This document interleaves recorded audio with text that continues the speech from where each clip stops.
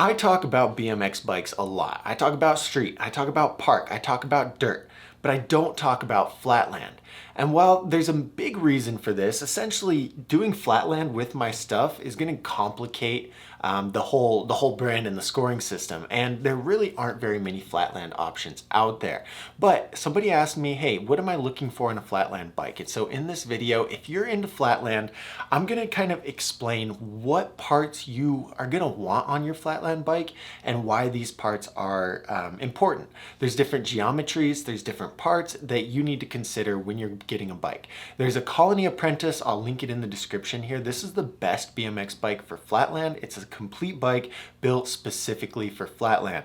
Okay, but if you're not going that route, here is some more information about a flatland BMX bike and the parts and the geometries you need to consider if flatland is your thing. But here's what you guys want to look for. If you're looking for a flatland specific bike, these are some of the factors that make a bike good for flatland riding, okay? And this is the Colony Apprentice. You can tell just by looking at it. Okay, let's look at two different bikes here. The Dark Wave, look at the geometry, look at the look of it, and the Apprentice. Very, very different. So you're gonna see the geometry is very different.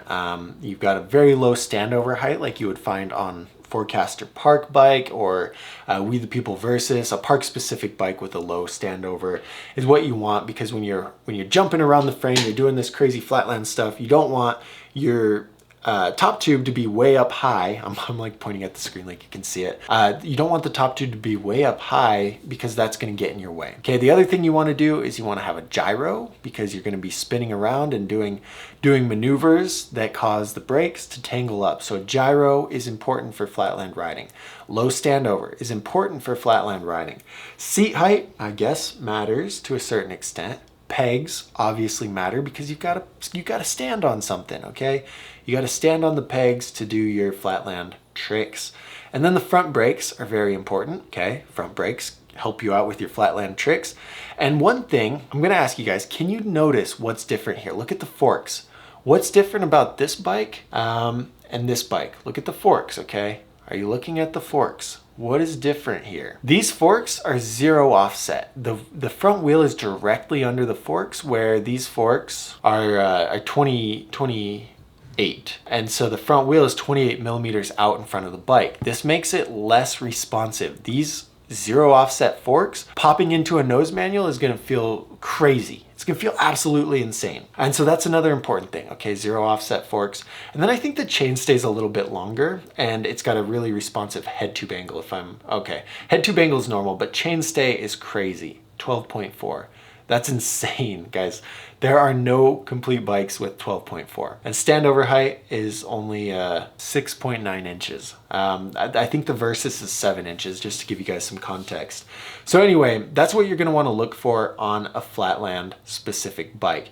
And one problem I have here is I don't know, part of it doesn't matter that much, but this bike is expensive for not very good quality. Like I would almost rather, and the offset or the reach on the stem is going to be pretty small. Yeah, 40 millimeter reach. So the Sunday Freeze stem is like a 48 millimeter reach, and then you get other bikes with a 52 millimeter reach. So 40 is very, very low reach. But anyway, for $660, this bike has a full chromoly frame. It's got high tensile steel forks. It's got full chromoly bars, I think, and single wall rims. So like quality wise, it's not that good, but it's so specific. And if you're a flatland rider, this is the bike you want, you know, because it's literally designed perfectly for that. Just like the Fit Park is way overpriced in my opinion, but if you're a small rider who wants a park specific bike, it's the best option. And that's kind of what the Apprentice is.